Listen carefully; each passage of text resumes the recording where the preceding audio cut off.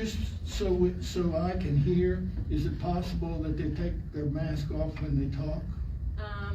Speaking at the podium, I have no knowledge of that. I'll leave it up to the person, but it's okay to remove your mask when you're speaking at the podium. Thank you. Okay. Mrs. Byron, who is our first speaker?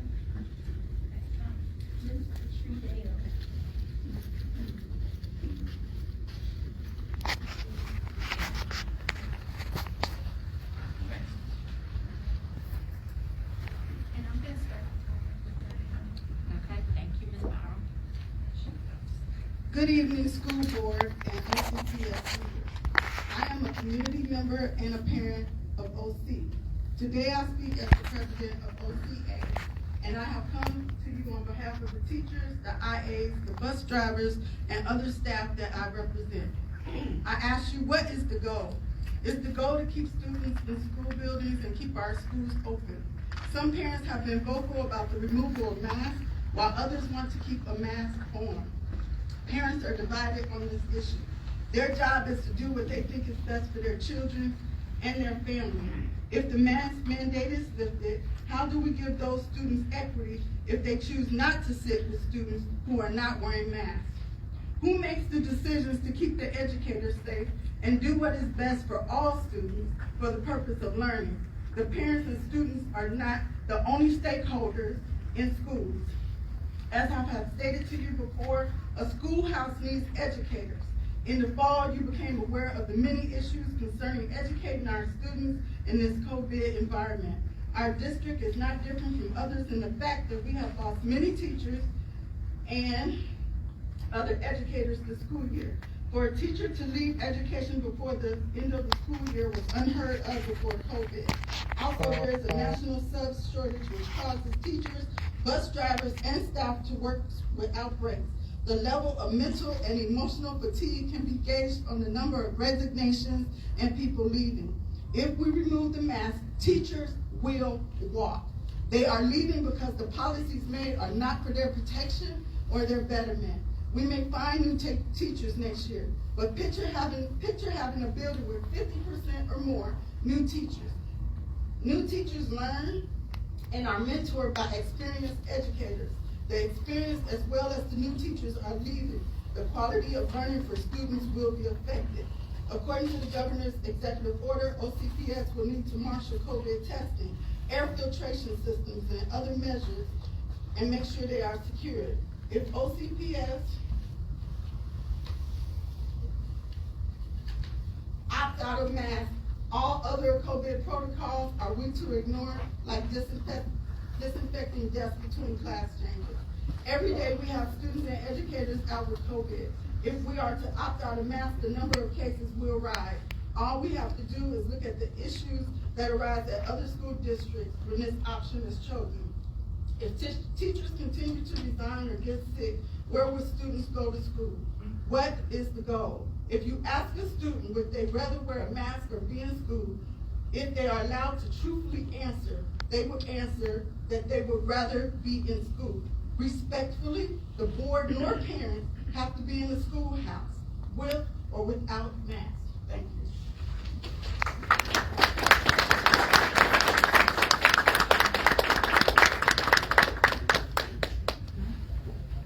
Ms. Byron, the next speaker.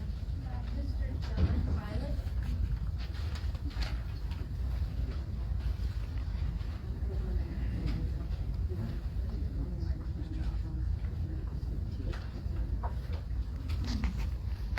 Members of the board, my name is John Pilot, and I John. teach. Oh, you started. Sorry. Go Okay, ahead. sorry.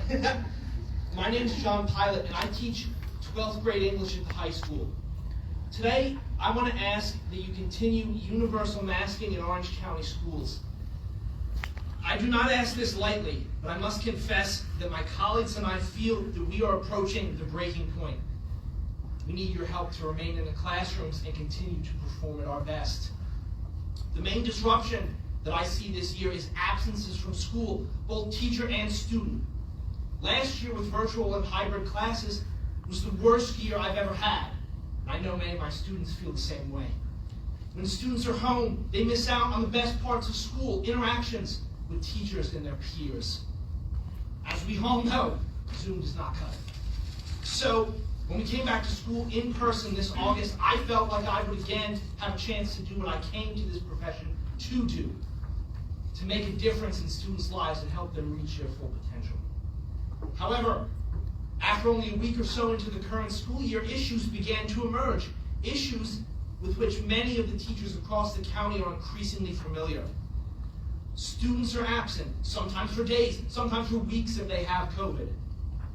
Over the past week, for example, I've had between 3 and 8 students absent from each of my classes every day.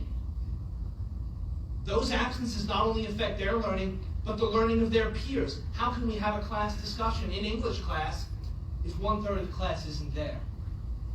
Without masking, I'm really afraid that the absences from class would increase as more students got sick. Teachers are also absent, either from COVID or from other reasons like stress or overwork. And a teacher's absence is disastrous. Every day of the absence, students sit in a classroom completing worksheets while an adult watches the class. This isn't learning. And it's not why our students come to school. Additionally, the lack of staff requires other teachers to surrender their planning period and postpone their grading and lesson planning until after contract hours. This lack of time contributes to our feeling increasingly frazzled. 2 of my department members have resigned in the last month, and we all feel their loss. As a county, we have to do everything in our power to keep students and teachers in the classroom. One of the most powerful tools that we have is requiring everyone to wear a mask. Thank you for your time.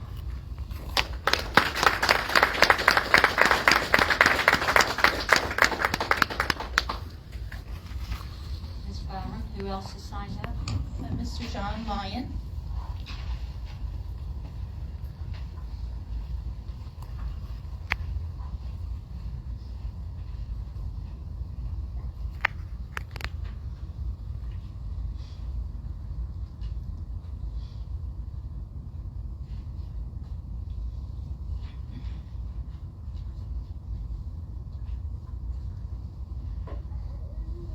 Good afternoon, Dr. Sneed and members of the Orange County School Board. This board has heard from me several times representing the interests of my fellow educational professionals through my advocacy with the Orange County Education Association. Today, I do not speak for them. I am speaking for myself.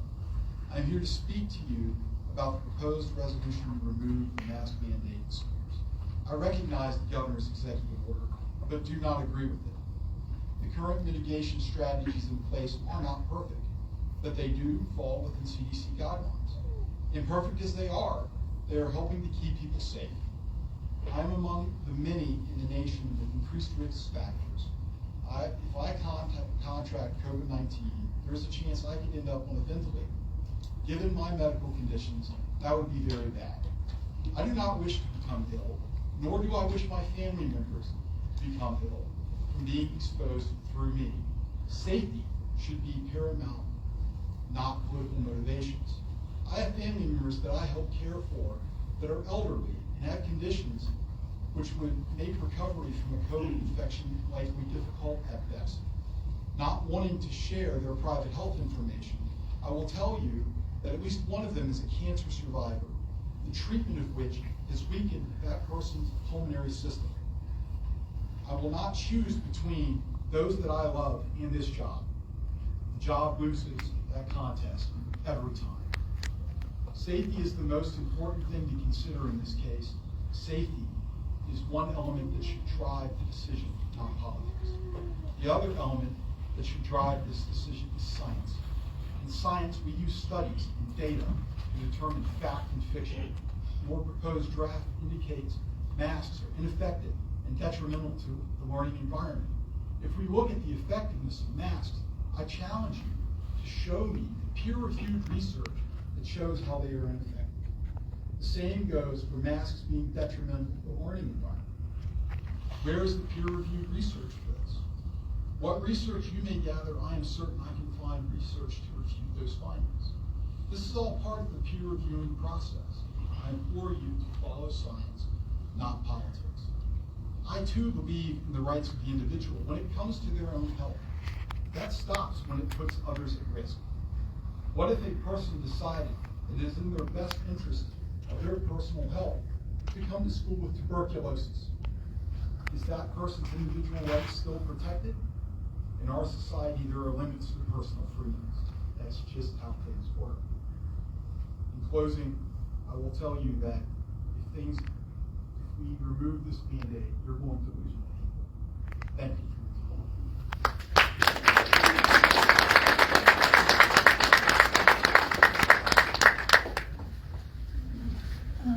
The next speaker is Ms. Sonia Walsh.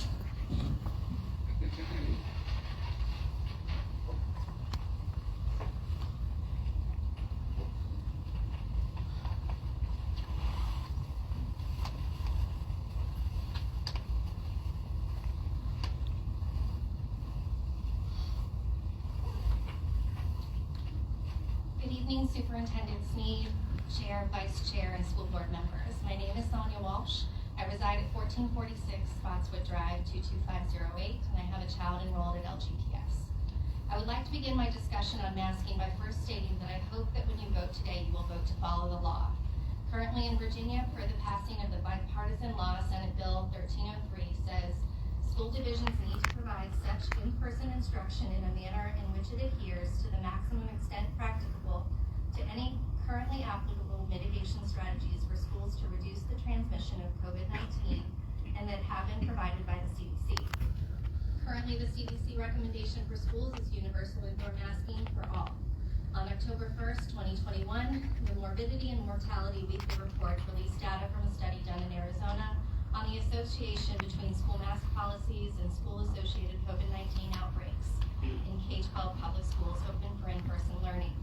From this analysis, the odds of an outbreak in schools without a mask requirement were 3.5 times higher than those in schools with a mask requirement.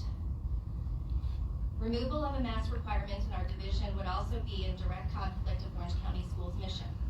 Stating in the mission that you will provide the highest quality education for all students in a safe and caring environment, and that our graduates will be health conscious. What message is sent when the division will not provide in-person learning in a manner to the maximum extent practicable to the current recommendations of the CDC?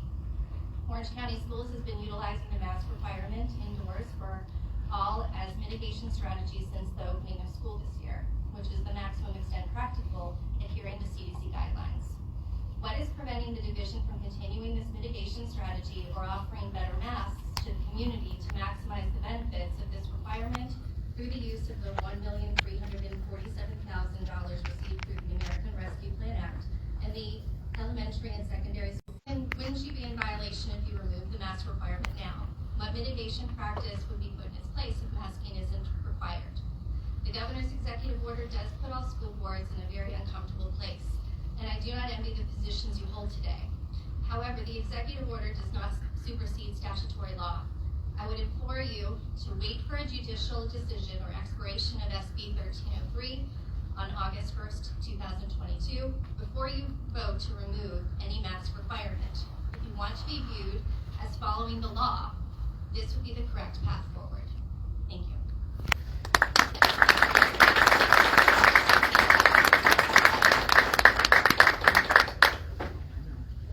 The next speaker is Dave Atwood.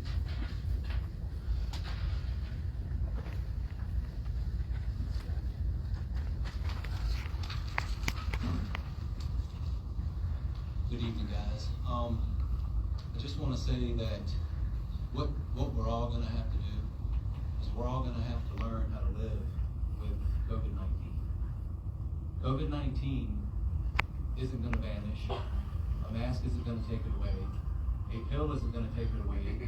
A 3 or 4 or 5 or 50 shots isn't going to take it away. You can't eradicate a respiratory virus, okay? It's not going to happen. I am for the masking option. Reason being, for one, this piece of cloth right here isn't going to prevent me from getting sick. People get sick all the time that wear masks. People get sick all the time that take the so-called vaccine, okay? And if you want to talk about the law, about Senate Bill 1303, there's another law that was in 2013, and it's a Senate Bill 908, and it's also a House Bill 1642, and it is the rights of parents.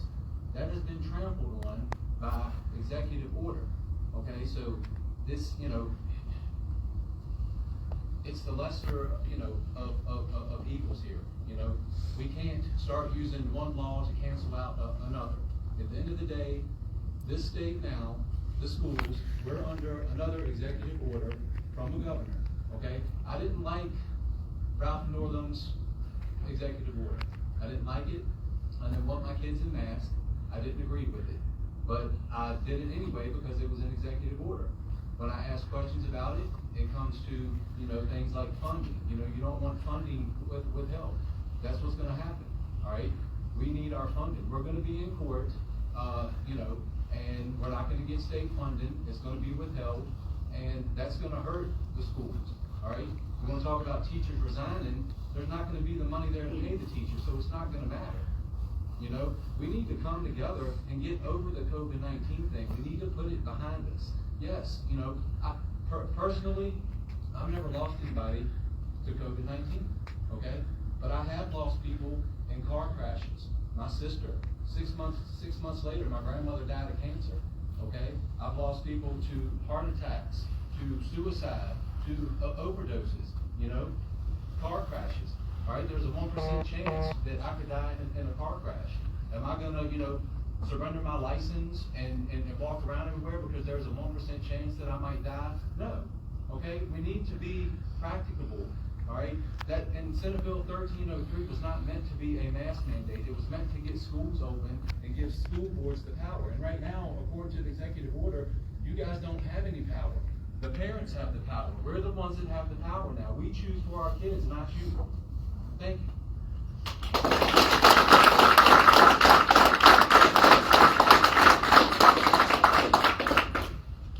Next speaker is Larry Scott.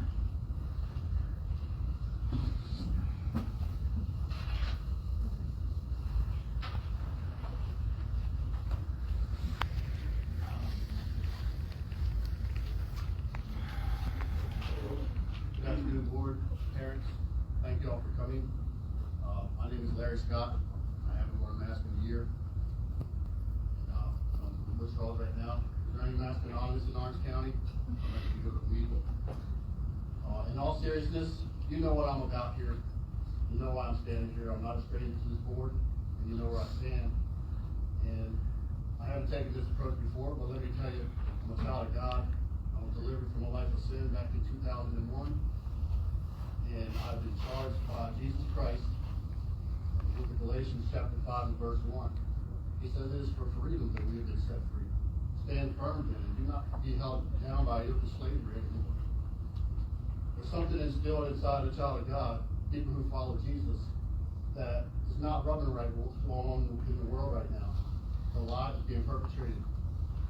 If you don't know what's going on by now, I don't know what to tell you, but either you know or you don't. And the World Economic Forum and what the world government's doing in the lockstep right now, if we don't take a stand, it's never going to end, and it's only going to get worse. And I can only tell you this in the plainest in me, because the word of God in Jeremiah chapter 20, verse 9, it says it's like a fire shut up in my bones. I am weary of holding it in. Indeed, I cannot. I have to speak out, because it's only going to get worse. We are in the pre-tribulation times right now. Get your life right with Christ. Stop forcing these mandates. Let our children breathe. My child, she drew this little cardinal with a mask. Look at that. It's Xing out the mask, Xing out COVID, gain of function. You know what's going on in Congress, right? You know how they're drilling Fauci. He's going to pay for what he's done, but he's just a little lab rat. Fauci's just a little tool that they're using, and when they're done with him, they're going to expose him as well. So what I'm saying is, look, board, I don't know what's going to happen when you go into closed session. If someone's going to use fear tactics or bullying against you, but I want to encourage you. There are parents here who will stand behind you. We have your back. We will fight with you. If there's a legal battle that your lawyer won't represent you on, why are we paying that lawyer? I'm speaking of what I know, because last August, That's what Ms. Page said. She threatened this board, and she said that the lawyer would not represent them if they voted a certain way. I'm only speaking the truth. And how many parents in here will have this board's back if they vote the right way? We have your back. Do the right thing. Release our kids from this burden. Let them breathe fresh air. Enough is enough.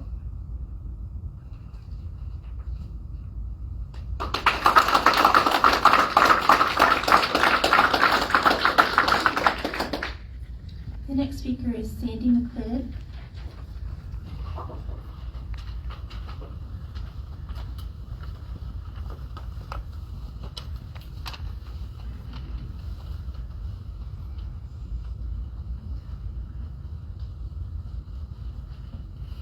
Dr. Steve, Madam Chairperson, and esteemed members of the Orange County School Board, thank you for allowing me to speak this afternoon. I'm a teacher in Orange County and have taught in the county for over 30 years. Earlier this week, I read the draft motion regarding the lifting of the mask mandate in Orange County, and I was dismayed. I feel like masks are effective and at the very least slowing the spread of COVID. I am concerned that we will see a sharp increase in COVID cases among our staff and students if masks are no longer required. Personally, I'm also concerned that if the mask mandate is lifted, I could carry COVID to my 88-year-old mother and other family members. On another note, I feel that the motion, if approved, will cause a huge classroom management problem for teachers. I will be spending time being a mask monitor. Students whose parents want them to wear masks will not want to wear them if their classmates are not. And I will be spending instructional time monitoring who needs to be wearing a mask and who doesn't need to be wearing one. This is a bad use of my instructional time, especially since many children are already behind due to this pandemic. I would respectfully request that you think long and hard before you vote to lift the mask mandate in Orange County Public Schools. I personally will not feel safe, and I feel like I have the right to feel safe in a job I love. Thank you for your time.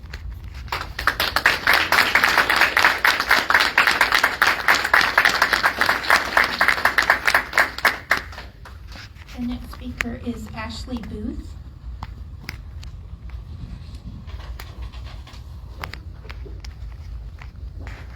Good evening. My name is Ashley Booth, and I'm the mother of 3 school-aged children. SB 1303 was being used as a justification to continue requiring masks in school. SB 1303 was passed in March of 2021, but in August of 2021, the former governor, Ralph Northam, instituted a mask mandate specifically for K-12 schools. If SB 1303 was so binding, then why a mandate?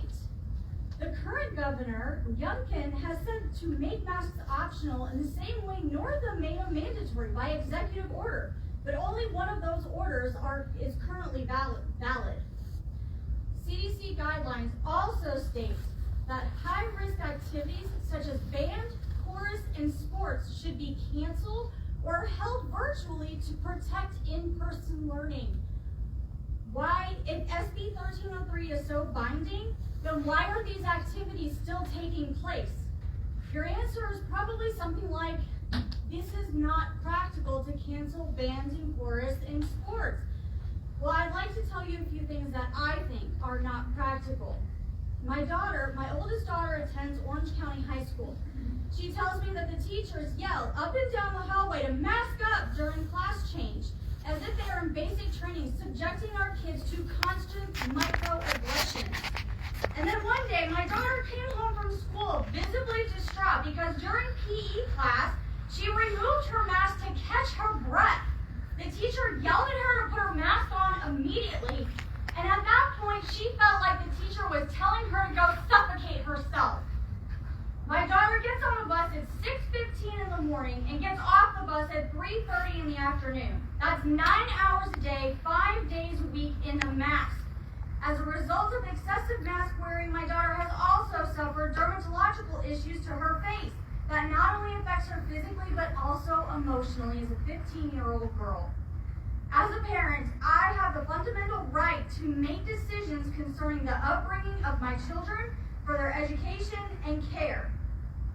I have decided that being forced to wear a mask in school is not only not practical, but it is also unacceptable.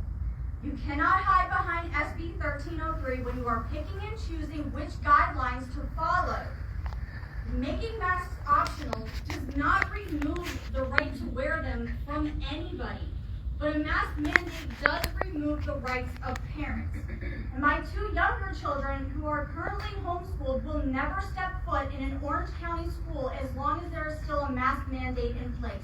Make masks optional and honor my rights as a parent. Thank you.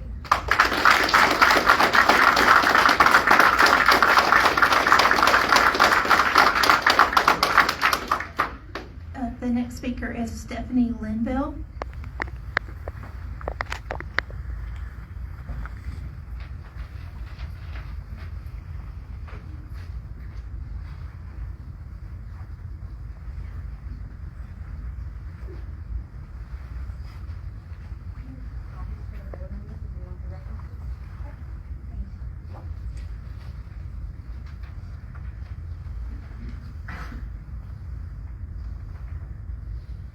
Hi, I first want to thank you guys for having a very tough decision to make tonight.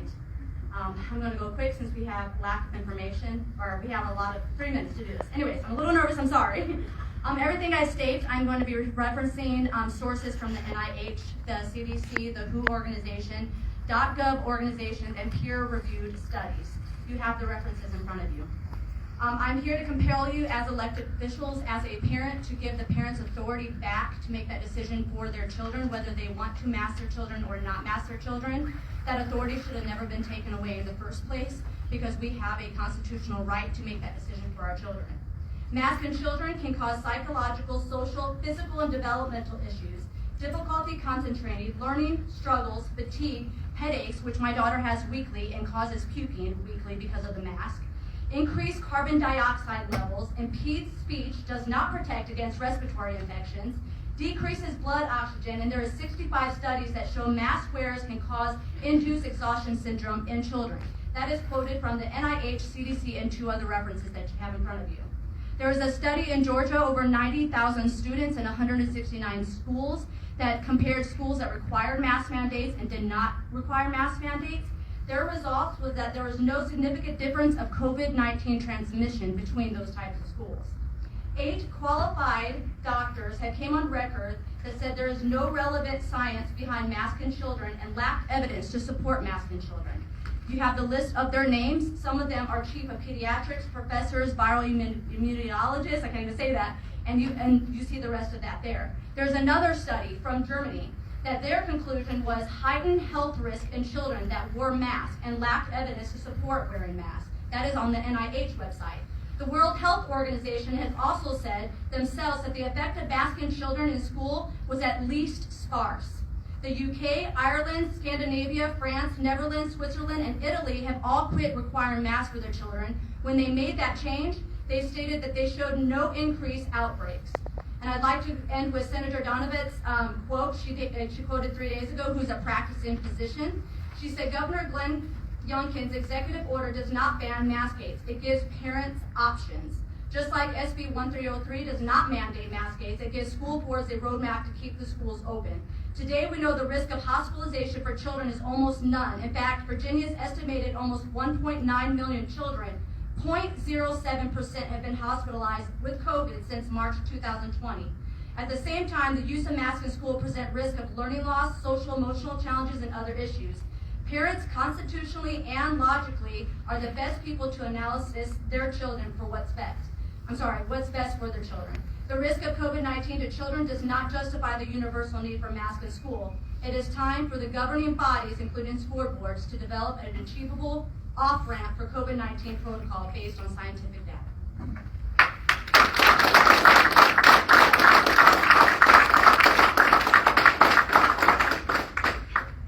We have about 1 minute left in the 30 minutes. Do you want to take one more speaker? Sure. The next speaker will be Ashley Overton.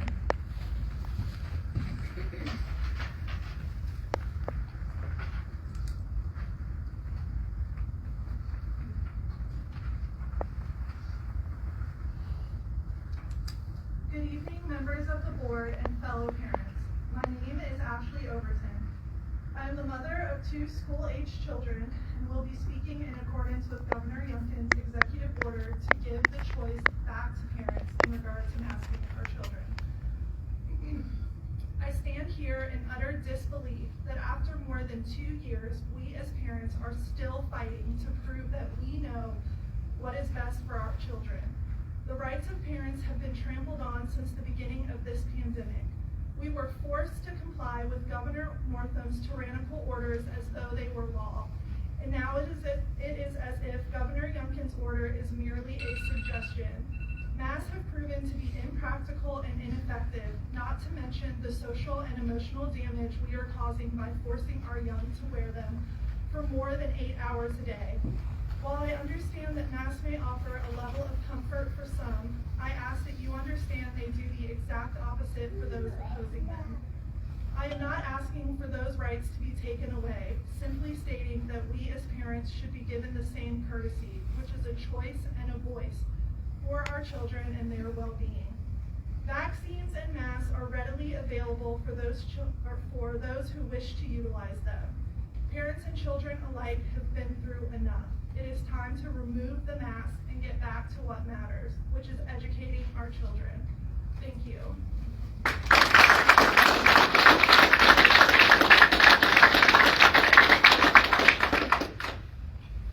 Okay, thank you. At this time, I will declare public comment closed, and I will refer to closed session certification.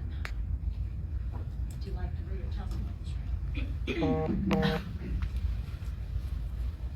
Pursuant to 2.2-3711A Code of Virginia, I move that the Orange County School Board convene a closed meeting for the following: consultation with legal counsel employed or retained by the school board regarding specific legal matters requiring the provision of legal advice by such counsel as authorized by Section 2.2-3711A8 of the Code of Virginia. Thank you. Can I have a second? Second. All in favor by saying aye.